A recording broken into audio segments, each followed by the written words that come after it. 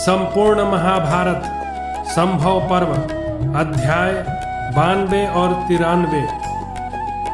अष्टक ययाति संवाद और ययाति द्वारा दूसरों के दिए हुए पुण्यदान को अस्वीकार करना।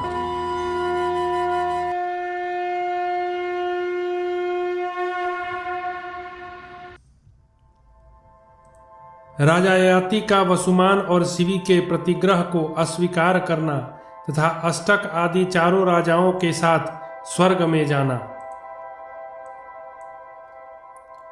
अष्टक ने पूछा, राजन, सूर्य और चंद्रमा की तरह अपने अपने लक्ष्य की ओर दौड़ते हुए वानप्रस्थ और सन्यासी, इन दोनों में से पहले कौन सा देवताओं के आत्मभाव ब्रह्म को प्राप्त होता है? ययाति बोले, कामवृत्ति वाले गृहस्थों के बीच ग्राम में ही वास करते हुए भी जो जितेंद्रिय गृह रहित सन्यासी है, वही उन दोनों प्रकार के मुनियों में पहले ब्रह्म भाव को प्राप्त होता है। जो वानप्रस्थ बड़ी आयु पाकर भी विषयों के प्राप्त होने पर उनसे विकृत हो उन्हीं में विचरने लगता है, उसे यदि विषय भोग के अनंतर पश्चाताप होता है तो उसे मोक्ष के लिए पुनः तप का अनुष्ठान करना चाहिए। किंतु जो वानप्रस्थ मनुष्य पाप कर्मों से नित्य भय करता है और सदा अपने धर्म का आचरण करता है, वह अत्यंत सुखरूप मोक्ष को अनायास ही प्राप्त कर लेता है। राजन, जो पाप बुद्धि वाला मनुष्य अधर्म का आचरण करता है, उसका वह आचरण नृशंस, पापमय और असत्य कहा गया है। एवं उस अजितेंद्रिय का धन भी वैसा ही पापमय और असत्य है। परंतु वानप्रस्थ मुनि का जो धर्म पालन है वही सरलता है, वही समाधि है और वही श्रेष्ठ आचरण है। अष्टक ने पूछा, राजन, आपको कहाँ किसने बुलाया, किसने भेजा है? आप अवस्था में तरुण, फूलों की माला से सुशोभित, दर्शनीय तथा उत्तम तेज से उद्भासित जान पड़ते हैं। आप कहाँ से आए हैं, किस दिशा में भेजे गए हैं, अथवा क्या आपके लिए इस पृथ्वी पर कोई उत्तम स्थान है? ययाति ने कहा, मैं अपने पुण्य का क्षय होने से भौम नरक में प्रवेश करने के लिए आकाश से गिर रहा हूँ। ब्रह्मा जी के जो लोकपाल हैं वे मुझे गिरने के लिए जल्दी मचा रहे हैं, अतः आप लोगों से पूछकर विदा लेकर इस पृथ्वी पर गिरूंगा। नरेंद्र, मैं जब इस पृथ्वी तल पर गिरने वाला था उस समय मैंने इंद्र से यह वर मांगा था कि मैं साधु पुरुषों के समीप गिरूं। वह वर मुझे मिला, जिसके कारण आप सब सद्गुणी संतों का संग प्राप्त हुआ। अष्टक बोले, महाराज, मेरा विश्वास है कि आप पारलौकिक धर्म के ज्ञाता हैं। मैं आपसे एक बात पूछता हूँ, क्या अंतरिक्ष या स्वर्गलोक में मुझे प्राप्त होने वाले पुण्य लोक भी हैं? यदि हो तो उनके प्रभाव से आप नीचे न गिरे, आपका पतन न हो। ययाति ने कहा, नरेंद्र सिंह, इस पृथ्वी पर जंगली और पर्वतीय पशुओं के साथ जितने गाय, घोड़े आदि पशु रहते हैं, स्वर्ग में तुम्हारे लिए उतने ही लोक विद्यमान हैं। तुम इसे निश्चय जानो। अष्टक बोले, राजेंद्र, स्वर्ग में मेरे लिए जो लोक विद्यमान है वे सब आपको देता हूँ, परंतु आपका पतन न हो। अंतरिक्ष या दूलोक में मेरे लिए जो स्थान है उनमें आप शीघ्र ही मोह रहित होकर चले जाएं। ययाति ने कहा, नृपश्रेष्ठ, ब्रह्मवेत्ता ब्राह्मण ही प्रतिग्रह लेता है, मेरे जैसा क्षत्रिय कदापि नहीं। नरेंद्र, जैसे दान करना चाहिए उस विधि से पहले मैंने भी सदा उत्तम ब्राह्मणों को बहुत दान दिए हैं। जो ब्राह्मण नहीं है उसे दीन याचक बनकर कभी जीवन नहीं बिताना चाहिए। याचना तो विद्या से दिग्विजय करने वाले विद्वान ब्राह्मण की पत्नी है, अर्थात ब्रह्मवेत्ता ब्राह्मण को ही याचना करने का अधिकार है। मुझे उत्तम सत्कर्म करने की इच्छा है, अतः ऐसा कोई कार्य कैसे कर सकता हूँ जो पहले कभी नहीं किया हो। प्रतदर्न बोले, वांछनीय रूप वाले श्रेष्ठ पुरुष, मैं प्रतदर्न हूँ और आपसे पूछता हूँ, यदि अंतरिक्ष अथवा स्वर्ग में मेरे भी लोक हों तो बताइए, मैं आपको पारलौकिक धर्म का ज्ञाता मानता हूँ। ययाति ने कहा, नरेंद्र, आपके तो बहुत लोक हैं, यदि एक एक लोक में 7-7 दिन रहा जाए तो भी उनका अंत नहीं है। वे सब के सब अमृत के झरने बहाते हैं एवं घृत के तेज से युक्त हैं। उनमें शोक का सर्वथा अभाव है। वे सभी लोग आपकी प्रतीक्षा कर रहे हैं। प्रतदर्न बोले, महाराज, वे सभी लोक मैं आपको देता हूँ, आप नीचे न गिरे। जो मेरे लोक हैं वे सब आपके हो जाएं, वे अंतरिक्ष में हो या स्वर्ग में। आप शीघ्र ही मोह रहित होकर उनमें चले जाइए। ययाति ने कहा, राजन, कोई भी राजा समान तेजस्वी होकर दूसरे से पुण्य तथा योग क्षेम की इच्छा न करे। विद्वान राजा दैवश भारी आपत्ति में पड़ जाने पर भी कोई पापमय कार्य न करे। धर्म पर दृष्टि रखने वाले राजा को उचित है कि वह प्रयत्न पूर्वक धर्म और यश के मार्ग पर ही चले। जिसकी बुद्धि धर्म में लगी हो उस मेरे जैसे मनुष्य को जानबूझकर ऐसा दीनतापूर्ण कार्य नहीं करना चाहिए जिसके लिए आप मुझसे कह रहे हैं। जो शुभ कर्म करने की इच्छा रखता है वह ऐसा काम नहीं कर सकता जिसे अन्य राजाओं ने नहीं किया हो। जो धर्म और अधर्म का भली भांति निश्चय करके कर्तव्य और अकर्तव्य के विषय में सावधान होकर विचरता है, वही राजा बुद्धिमान, सत्य प्रतिज्ञ और मनस्वी है। वह अपनी महिमा से लोकपाल होता है। जब धर्म काय में संशय हो अथवा जहाँ न्यायतः काम और अर्थ दोनों आकर प्राप्त हों, वहाँ पहले धर्म कार्य का ही संपादन करना चाहिए, अर्थ और काम का नहीं। यही धर्म है। इस प्रकार की बातें कहने वाले राजा ययाति से नृपश्रेष्ठ वसुमान बोले। वसुमान ने कहा, नरेंद्र, मैं उपदस्व का पुत्र वसुमान हूँ और आपसे पूछ रहा हूँ, यदि स्वर्ग या अंतरिक्ष में मेरे लिए कोई विख्यात लोक हो तो बताइए। महात्मन, मैं आपको पारलौकिक धर्म का ज्ञाता मानता हूँ। ययाति ने कहा, राजन, पृथ्वी, आकाश और दिशाओं के जितने प्रदेश को सूर्यदेव अपनी किरणों से तपाते और प्रकाशित करते हैं, उतने लोग तुम्हारे लिए स्वर्ग में स्थित हैं। वे आत्मवान न होकर चिरस्थायी हैं और आपकी प्रतीक्षा कर रहे हैं। वसुमान बोले, राजन, वे सभी लोक मैं आपके लिए देता हूँ, आप नीचे न गिरे। मेरे लिए जितने पुण्य लोक हैं वे सब आपके हो जाएं। धीमन, यदि आपको प्रतिग्रह लेने में दोष दिखाई देता है तो एक मुट्ठी तिनका मुझे मूल्य के रूप में देकर मेरे इन सभी लोगों को खरीद लें। ययाति ने कहा, मैंने इस प्रकार कभी झूठ मूठ की खरीद बिक्री की हो अथवा छल पूर्वक व्यर्थ कोई वस्तु ली हो, इसका मुझे स्मरण नहीं है।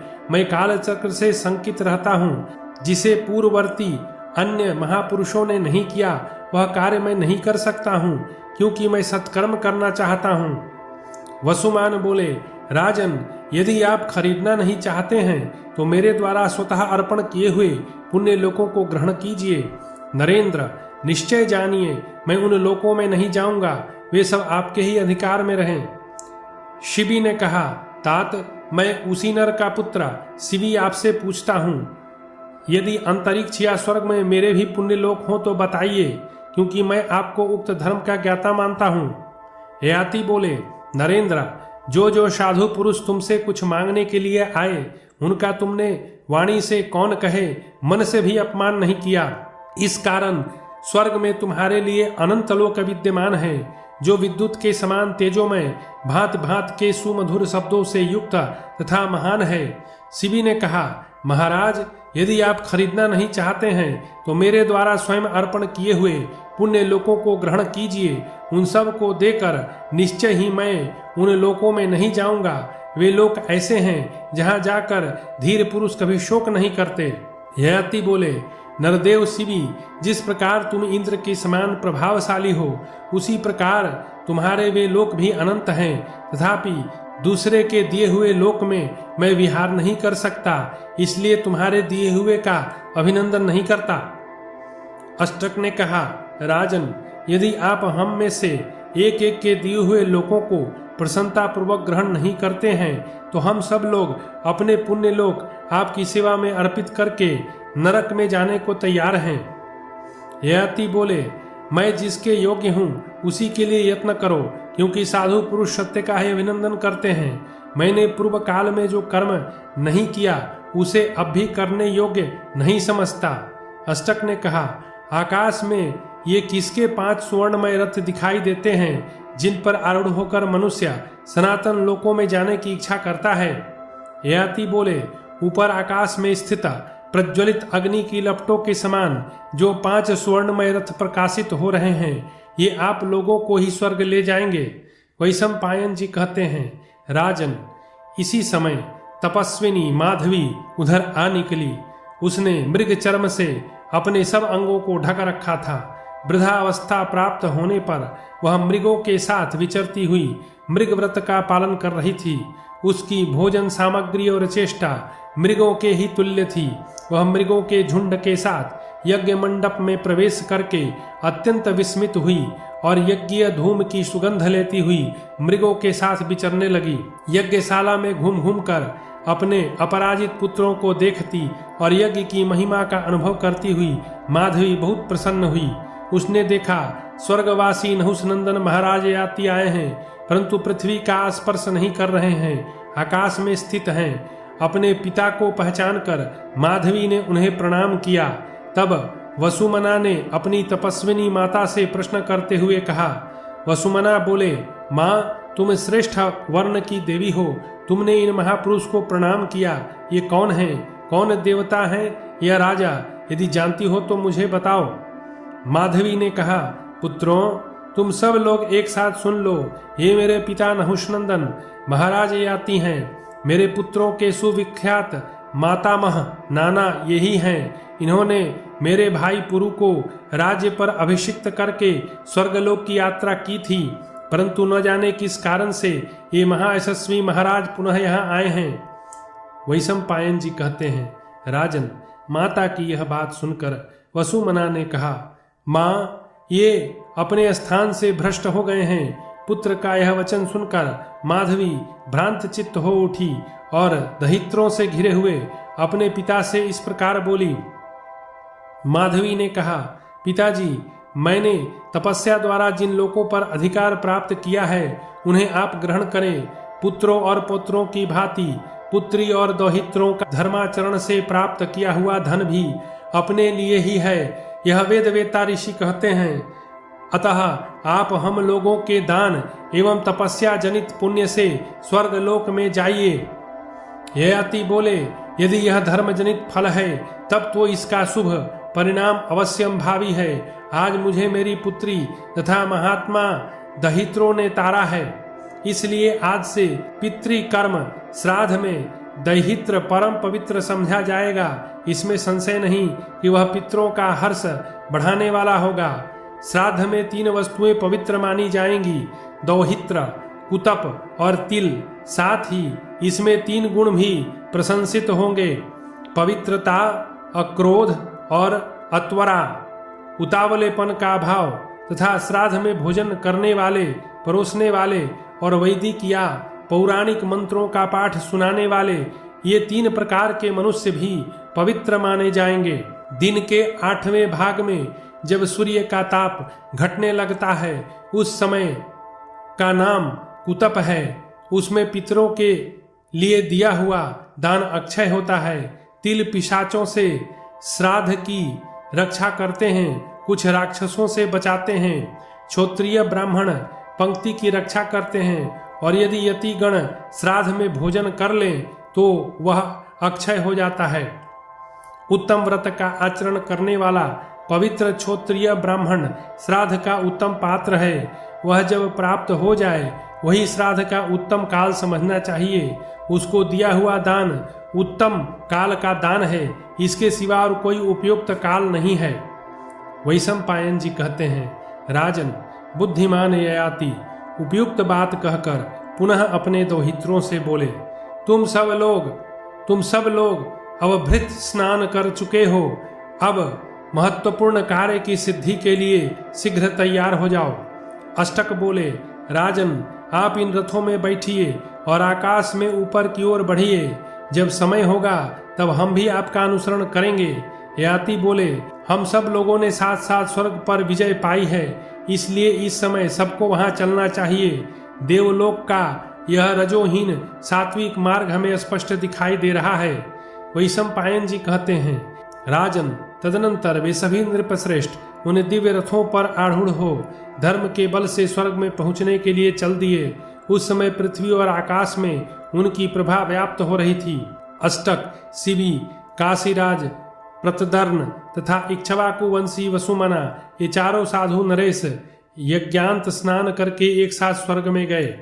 अष्टक बोले, राजन, महात्मा इंद्र मेरे बड़े मित्र हैं, अतः मैं तो समझता था कि अकेला ही मैं सबसे पहले उनके पास पहुंचूंगा, परंतु ये उसी नर पुत्र शिवी अकेले संपूर्ण वेग से हम सब के वाहनों को लांघकर आगे बढ़ गए हैं। ऐसा कैसे हुआ? ययाति ने कहा, राजन, उसी नर के पुत्र शिवी ने ब्रह्मलोक के मार्ग की प्राप्ति के लिए अपना सर्वस्व दान कर दिया था, इसलिए ये तुम सब लोगों में श्रेष्ठ है।